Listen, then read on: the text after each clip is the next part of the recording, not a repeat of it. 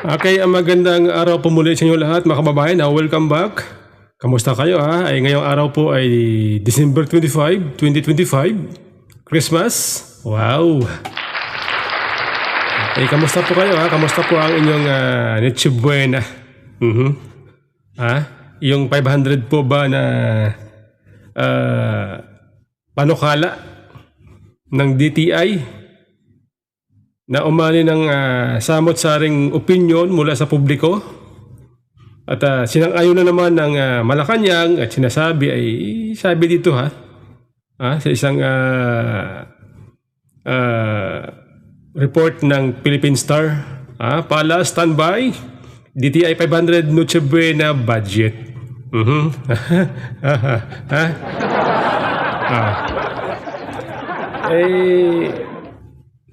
Maraming netizen, kababayan natin ang nag-umalwa dyan dahil sa 500 pesos, sabi nila, ano ba ang aabutin yan? Okay? Yan po ang ating pag-uusapan ngayon kasi nga inuunawa natin mabuti kung ano po ang mensahe na hatid nito ng gobyerno sa atin. Okay? At i-connect po natin dyan yung napabalita na ito daw ating gobyerno ay nag-donate ng 200,000 o 200,000 US dollar sa UN. Wow, galante. Galante po ang ating gobyerno. Ating gobyerno ay para bang hindi naghihirap. Kasi nagdo-donate ng 200K 200K US dollar, katumbas po yan ng halos kulang-kulang 12 million pesos. Okay. Ito mga kababayan ano po ba ang mensahe nitong sinabi ng DTI na sinang-ayon na naman ng Malacanang na 500 pesos enough na para sa Noche Buena. Okay? Kasi napaisip ako mga kababayan Kasi meron pamilya sa isang tahanan minsan 6 na membro meron ng isang pamilya. Yung tatay, yung nanay, meron silang 4 na anak. Okay? Yung iba naman, higit pa. O yung iba naman ay 4 na membro sa loob ng isang tahanan. So napaisip ako kung paano ba magkasya ang 500 pesos para sa Noche Buena. Ano ang mensahe nito mga kababayan? Okay? Yan po ating pag-uusapan ngayon. Okay? So ito bago nga pala, welcome. Welcome sa ating munting channel. Okay? Sana po pakisubscribe para naman po makatulong Tulong nyo na po yan sa aking nagsisimula pa lang na YouTube channel. Okay? Ako po napaisip mga kababayan kung ano po ang mensahe ng Malacanang, ng gobyerno sa atin. Sa pagsabi nila ng 500 pesos budget, Noche Buena budget, enough na. Ako naisip ko mga kababayan 500 pesos, alam natin na kulang yan. Sa isang pamilya na may membrong 6 o 4, 5, kulang yan Okay? Gusto mo bumili ng chicken, lechon manok. Magkano ba ngayon ang manok? Lechon manok. 200 plus O huwag ka na mag-lechon manok. Bumili ka na lang ng pera-peraso. Chop. Kung gusto mo kalahati, kung ilang kayo sa pamilya, 6 kayo, o 4 kayo, 5 kayo,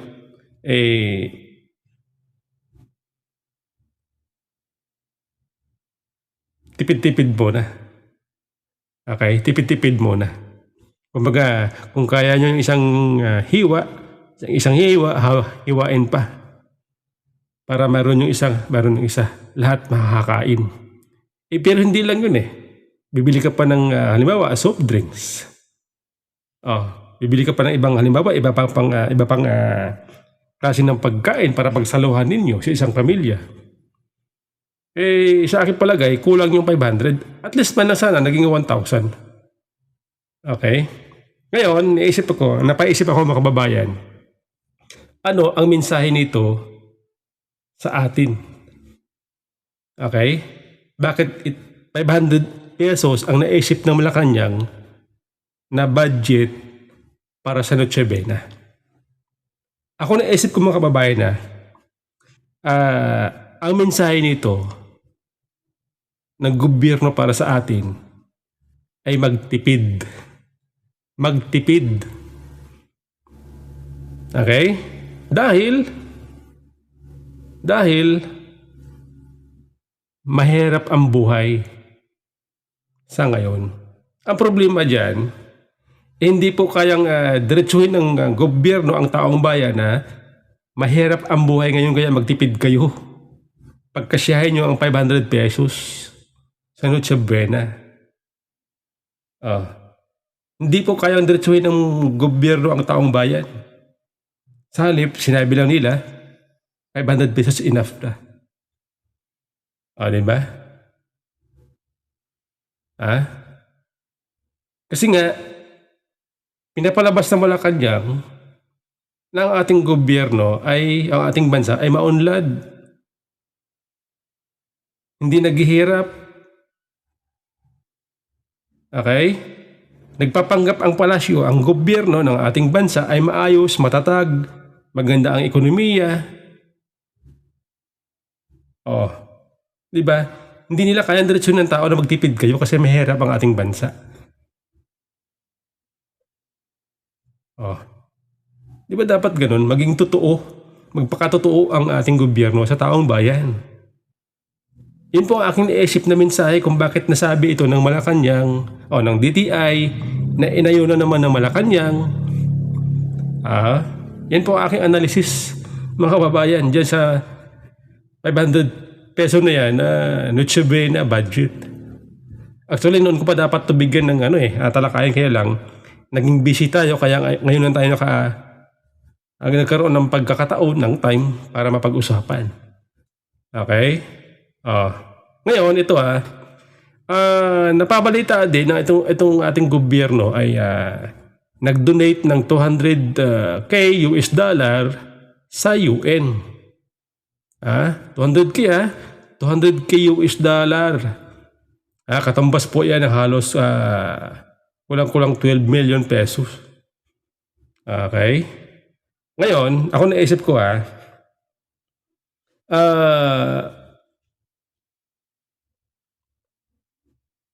dahil namimigay ng tulong sa ibang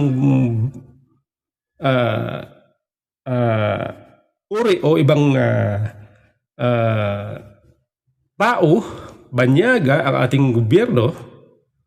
So, para bang pinapalabas nito na marami tayong pera. Okay?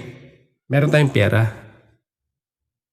Okay lang magbigay ng donasyon, ng tulong sa ibang bansa, sa UN partikular. Okay? At siyempre, dahil ang ating gobyerno po ay nag-donate ng 200k US dollar, iisipin ng UN ngayon, wow, ang Pilipinas ay galante. May pera sila kasi nagbibigay sila ng donasyon sa UN. Okay? Kaya lang, naisip ko kung ang ating gobyerno po ay nagdo-donate ng 200k US dollar sa UN, bakit nila pinapayuhan ang ating mga kababayan, Bakit nila pinapayuhan ang ating mga kababayan na magtipid at pagkasyahin ang 500 pesos na budget para sa Noche Buena? Okay? May pera pala tayo. Namimigay nga sila Di ba? Ito nga kung ang ating gobyerno ay nagdo-donate ang 200 US dollar sa UN. Ito nga ang 60 billion na PhilHealth Fund na kinuha nila. Kinuha ng gobyerno ng Malacanang, nilipat. Kung saan ginamit yun, di natin alam. Di ba sabi ng Supreme Court, ibalik nyo sa PhilHealth dahil yan po ay para sa tao. Okay? Hindi nga maibalik ng gobyerno Hindi nga maibalik hanggang ngayon. Ano sabi nung una ni Pangulong Marcos? Di ba dati, kailan ba yun? Siguro mga 5 months ago. Pinangalandakan niya, ibabalik na natin yung 500 o 60 billion na PhilHealth Fund. Hanggang ngayon, hindi pa na ibabalik.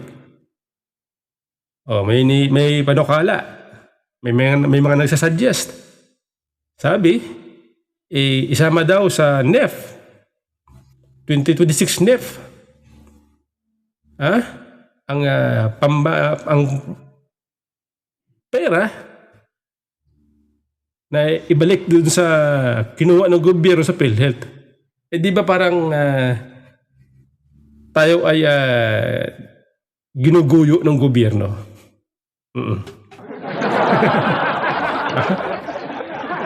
Pero pondo ng PhilHealth, kinuha nila, hindi natin alam kung saan ginamit. Okay? O sinasabi para daw, ginamit daw sa mga infrastructure. Yun ang ating balitaan dati Baka flood control. Kung flood control yan, di kasama sa kinurapsyon. Di ba? Ngayon, may nabasa ako, may nagsuggest, no? Na isang mambabatas, kukunin daw, isama sa NEP, ang 60 billion na PhilHealth Fund para may ibalik. Di ba tax din ng tao yun? Tax din yun ng mga taxpayer, di ba? Parang lumalabas na doble bukol ang ginawa ng Malacanang sa mga mamamayan. Di ba? Parang ano ba tawag doon? Budol? Ganun ba yun?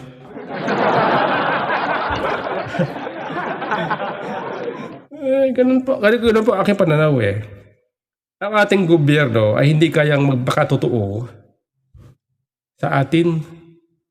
Dinadaan tayo sa mga matatabis na salita. Pambubula. Nagpapanggap na maayos ang ating gobyerno, ang ating bansa sa tamang kalagayan ng ating bansa sa pamamagitan ng kanilang pambubula. Okay? Pambubula. Sabi ni Pangulong Marcos, nalampasan na raw niya. Pag nagawa ni dating Pangulong Duterte sa loob ng 6 na taon, nalampasan na raw niya. Ako, napaisip ako, siyempre. Kung isipin mo, wow! Wow! Di ba? Ang galing! Ganun po Kung iisipin mo, pakikinggan mo ang kanya sinasabi. Pero kung magsuri ka, dun sa sinabi ni Pangulong Marcos na nalampasan na po ang nagawa ni Pangulong Duterte sa loob ng 6 na taon, sa kanya 3 years lang. Kay BBM 3 years lang kasi 3 taon pa na siya mahigit sa Malacanang di ba? Sabi niya, nalampasan na raw niya.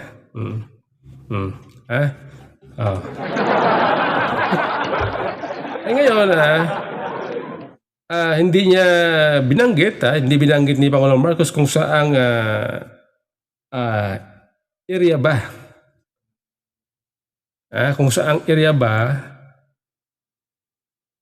nalampasan ni Pangulong Marcos ang nagawa ni dating Pangulong Duterte. Saang area? Ekonomiya ba? Peace and order ba? Ah, investor ba? Di ba? Infrastructure ba? Mga proyekto ng gobyerno ba ang nababanggit niya? Kasi wala siyang sinasabi kung ano yun kung saan area.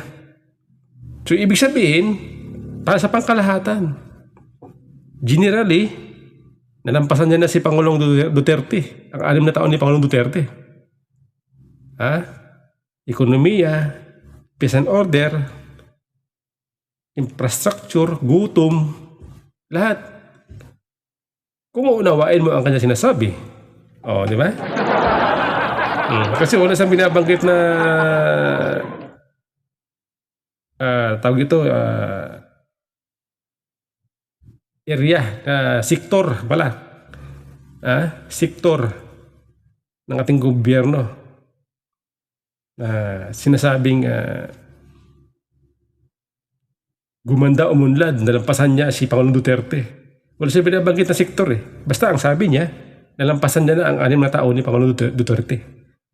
Okay? Ngayon, siyempre ako, naisip ko, anong sektor ba nalampasan ni Pangulong Marcos ang 6 na taon ni Duterte? So ngayon ako, iniisip ko, nag-search ako siyempre. Kasi para tayo ay maniwala kung totoo, dapat mag-search tayo para malaman natin kung totoo ba. Okay? Ngayon, ito ang madalas na binabanggit ni Pangulong Marcos, okay? Pag mayroon mga proyekto ang gobyerno na natapos na, halimbawa, tulay. Ang sinasabi niya ay yun daw po ay kanyang legacy. Kanya daw po yung legacy. Like for example, yung Davao City Bocana Bridge. Okay? Di ba viral yun? Umano ng batikos. Kasi sabi inangkin daw. Inangkin daw ni Pangulong Marcos yung proyekto ni dating Pangulong Duterte. Okay? So ngayon, nagsuri tayo. Okay? Nagsuri tayo kung kailan ba na-initiate. Sino ang naghanap ng pondo? Okay? Paano napunduhan? Yun ang mahalaga Kung sino ang naghanap ng pondo para mapunduhan ang proyekto, okay? Kung kaninong gobyerno yon, so dapat doon yun credit. Okay? Kung halimbawa, ang isang proyekto ay inaabot ng bagong presidente, pinagpatuloy niya lang. Ang proyekto ng dating gobyerno na siyang naghanap ng pondo, ng investor, siya ang nagpakahirap, kumbaga.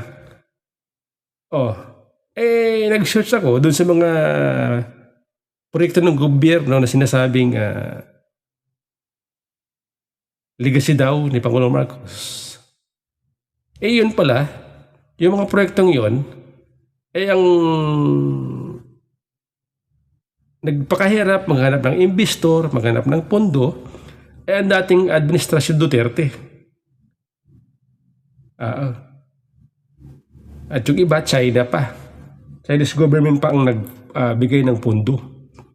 Kung isipin natin, di ba nga, hindi magkasundo. Kumbaga, mayroong mainit na tinapay ang Marcos administration at ang China. Diba?